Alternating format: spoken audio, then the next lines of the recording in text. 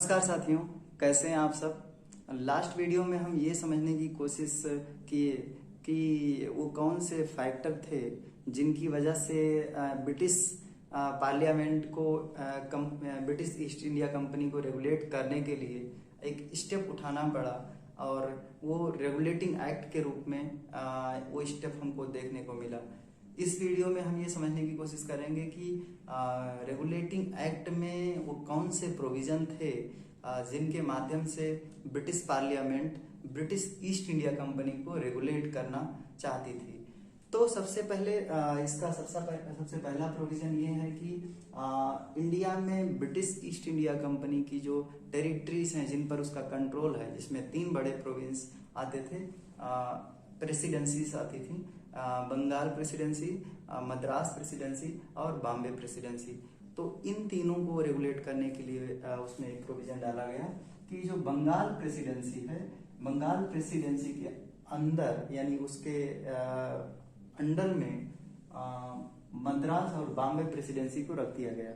यानी कि जो बंगाल पर रूल करेगा, जो अथॉरिटी बंगाल पर रूल करेगी, उसी का कंट्रोल बॉम्बे और मद्रास पर भी होगा। अब वो कौन सी अथॉरिटी थी जो बंगाल पर रूल करने के लिए बनाई गई, क्योंकि इसके पहले तो बंगाल पर हो या मद्रास हो या बॉम्बे हो, इन सारी जगहों पर कंपनी के अपने डायरेक्टर ही सारी चीजें करते थे, कंपनी की जो अपनी अथॉरिटीज थी। तो इसके लिए ब्रिटिश पार्लियामेंट ने जो एक्ट बनाया, रेगुलेटिंग एक्ट, उसमें यह प्रोविजन दिया गया कि बंगाल पर रूल करने के लिए एक गवर्नर जनरल होगा और उसकी एक काउंसिल होगी जो गवर्नर जनरल को कंपनी के एक तरह से कहेंगे कि इन टेरिटरीज पर एडमिनिस्ट्रेशन को चलाने में हेल्प करेगी।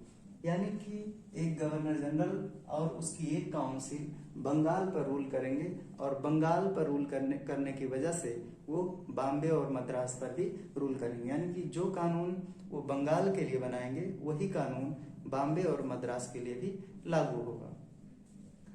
इस काउंसिल में टोटल 4 मेंबर थे, यानी कि एक गवर्नर जनरल और 4 मेंबर ये।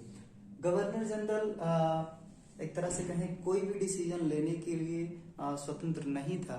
इसमें एक तरह से कहें मेजॉरिटी बेसिस पे डिसीजन होते थे। यानी कि टोटल 5 मेंबर हो गए, 1 + 4, एक गवर्नर जनरल और 4 काउंसिल के मेंबर, तो टोटल 5 मेंबर। तो 5 में कम से कम एक तरह से कहें 3 मेंबर का किसी भी डिसीजन को लेने के लिए एग्री होना जरूरी था। अब इन 4 में से अगर 2 लोग किसी डिसीजन को मान लो 2 लोग कह रहे हैं कि ये डिसीजन लिया जाना चाहिए और 2 लोग कह रहे हैं ये डिसीजन, तो यहाँ पर इक्वलिटी हो गया दोनों में। तो यहाँ पर गवर्नर जनरल के पास ये अधिकार था कि वो कास्टिंग वोट दे सकता है, यानी कि उसको जो सही लग रहा है वो कर सकता है। अदरवाइज अगर किसी डिसीजन के फेवर में गवर्नर जनरल है लेकिन और काउंसिल के मेंबर उसके अगेंस्ट में हैं, तो गवर्नर जनरल उस डिसीजन को नहीं ले सकता था। इसके लिए उसको बाउंड किया गया था। तो हम यहाँ देख सकते हैं कि किस तरह से मेजॉरिटी बेसिस पे डिसीजन लेने के लिए बाउंड किया गया, क्योंकि अगर किसी एक व्यक्ति को एम्पावर कर दिया जाएगा तो शायद और भी प्रॉब्लम जनरेट हो सकते हैं। तो इसलिए ऐसा मेजॉरिटी बेसिस डिसीजन इस गवर्नर जनरल और उसकी काउंसिल में रखा गया।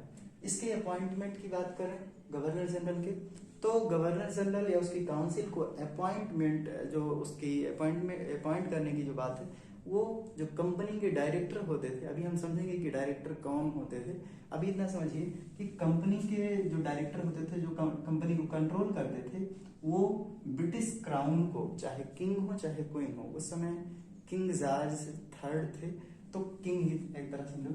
तो ब्रिटिश किंग को ये कंपनी के डायरेक्टर एक तरह से कहें रिकमेंडेशन देंगे, सजेशन देंगे कि किनको गवर्नर जनरल और काउंसिल में रखा जाना चाहिए, और उसके बेसिस पे किंग और क्वीन किसी को इलेक्ट करेंगे या अपॉइंट करेंगे।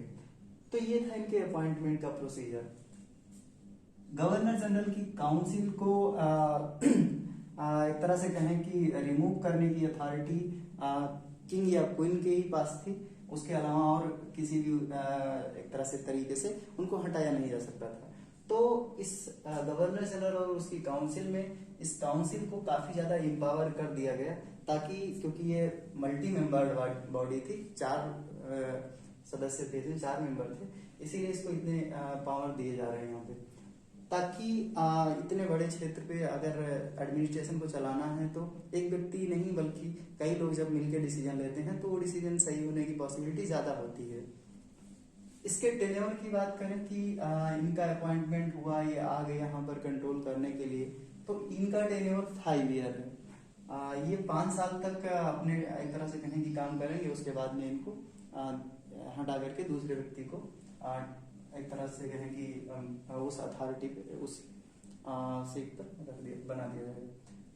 पहले गवर्नर जनरल बन करके आए वारेन हेस्टिंग, बंगाल के पहले गवर्नर जनरल वारेन हेस्टिंग आए और उन्हीं के माध्यम से मद्रास और बॉम्बे पर रूल किया गया। अब दूसरा प्रोविजन, यानी कि पहले प्रोविजन में बंगाल, मद्रास और बॉम्बे को कंट्रोल करने के लिए बंगाल के अंडर में मद्रास और बॉम्बे रख दिया गया, और दूसरे प्रोविजन में गवर्नर जनरल और उसकी काउंसिल को बना करके उनको एम्पावर किया गया कि वो एडमिनिस्ट्रेटिव डिसीजन ले सकते हैं। तीसरा बड़ा स्टेप जो इस एक्ट में दिखा वो लॉ मेकिंग अथॉरिटी जो गवर्नर जनरल को दी गई। गवर्नर जनरल यहाँ के एडमिनिस्ट्रेशन को चलाने के लिए किसी भी तरह का एक तरह से कहें कानून बना सकता था, लेकिन वो कानून फाइनल नहीं था, यानी कि अगर ब्रिटिश क्राउन को ये लगे कि यहाँ पर गवर्नर जनरल ने जो कानून बनाया है वो किसी भी तरह से ब्रिटिश सुप्रीमेसी के अगेंस्ट जाता है या ब्रिटिश पार्लियामेंट के द्वारा बनाए गए किसी कानून के अगेंस्ट जाता है, तो उसको नल एंड वाइड कर दिया जा सकता है। साथ ही साथ गवर्नर जनरल के द्वारा जो कानून बनाया जा रहा है उसको अप्रूव किया जाएगा यहाँ की सुप्रीम कोर्ट के द्वारा, और तब जाकर के वो एक तरह से कहें कि वैलिड माना जाएगा। यानी कि गवर्नर जनरल अपनी काउंसिल के साथ में कोई कानून बनाता है तो उसको पहले सुप्रीम कोर्ट अप्रूव करेगा, उसके बाद में यहाँ पर वो कानून लागू होगा, अदरवाइज वो वैलिड नहीं माना जाएगा। और साथ ही साथ ब्रिटिश क्राउन भी उस कानून को अप्रूव करेगा, क्योंकि अगर वो कानून ब्रिटिश पार्लियामेंट के द्वारा बनाए गए किसी कानून के अगेंस्ट जाता है तो उसको भी नल एंड वाइड कर दिया जाएगा।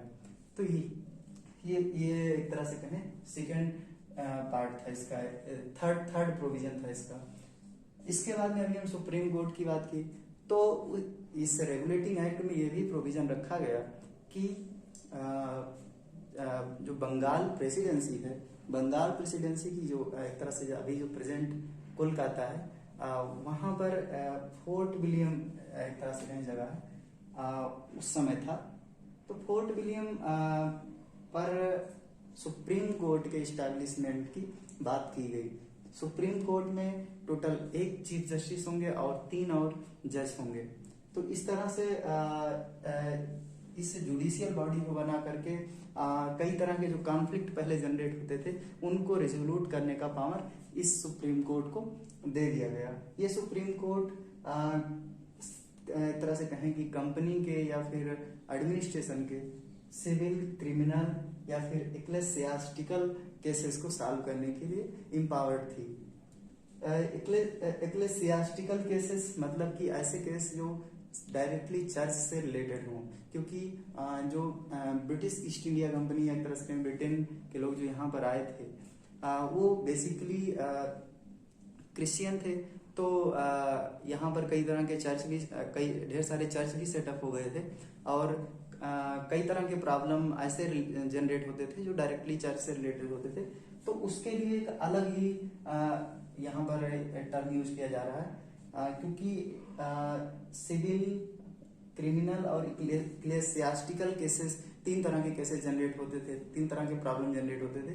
तो सुप्रीम कोर्ट को इसके लिए एम्पावर किया गया कि इन सारे केसेस को वो हैंडल करेगी, इनको इन पर सुनवाई करेगी। इसके बाद में 5वां सबसे बड़ा प्रॉब्लम जो हम लास्ट वीडियो में बात किए थे कि कई तरह का करप्शन जनरेट हो गया था उस समय 1770 में। जो कंपनी के डायरेक्टर थे वो कई तरह का गिफ्ट या ब्राइब लेते थे चीजों को रन करने के लिए। तो इस एक्ट में यह प्रोविजन रखा गया कि किसी भी तरह की कोई गिफ्ट नहीं, मतलब कंपनी का कोई भी डायरेक्टर या कंपनी में जो सर्वेंट है वो नहीं लेगा, या फिर ब्राइब किसी किसी गवर्नमेंट सर्वेंट या कंपनी को डायरेक्टर के द्वारा नहीं लिया जाएगा।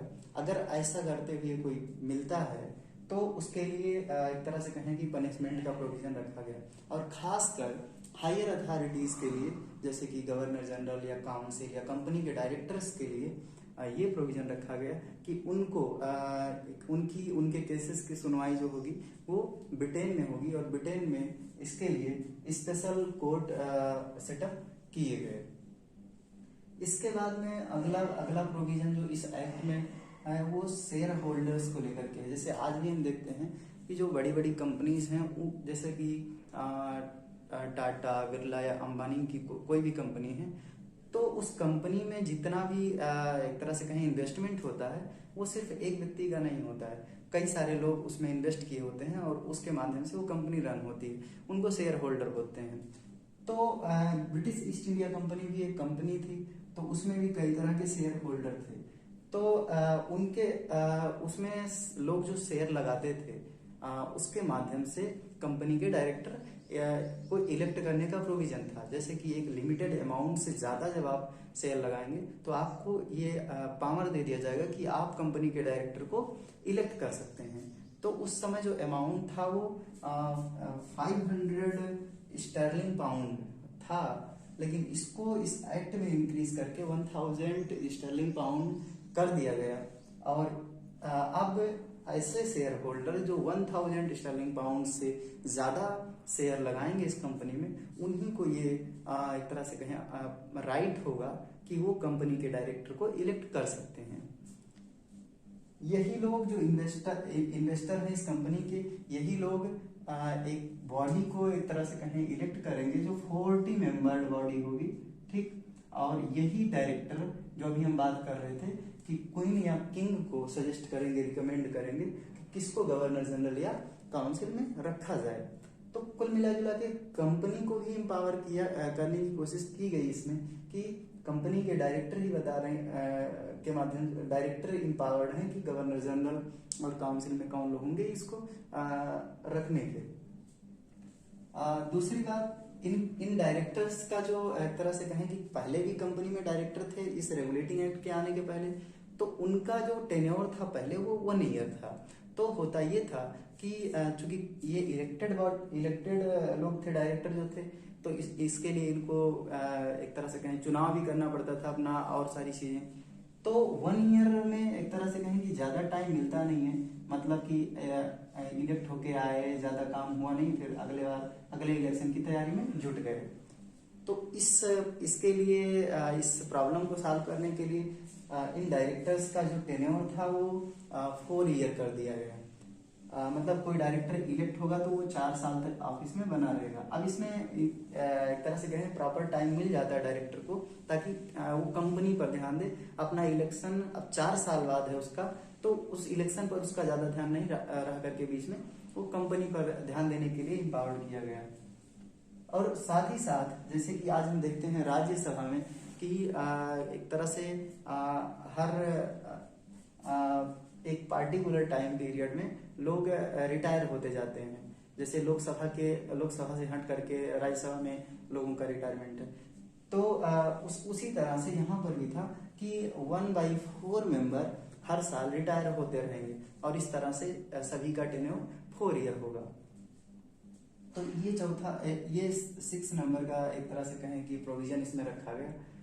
इसके बाद में करप्शन की जब हम बात की तो ब्राइब या फिर गिफ्ट, इन सब के अलावा जो उस समय लोन दिए जाते थे उसमें जो एक तरह से कहें कि लोन देते थे वो अपने हिसाब से इंटरेस्ट रेट को सेट करते थे।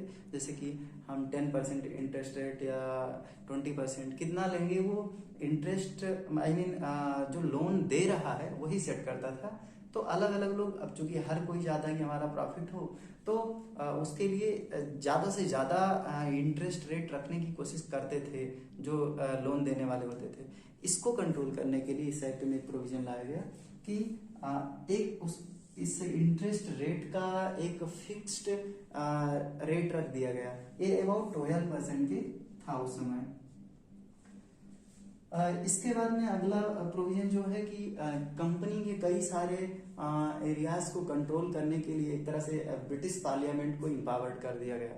वो कौन से एरियाज हैं?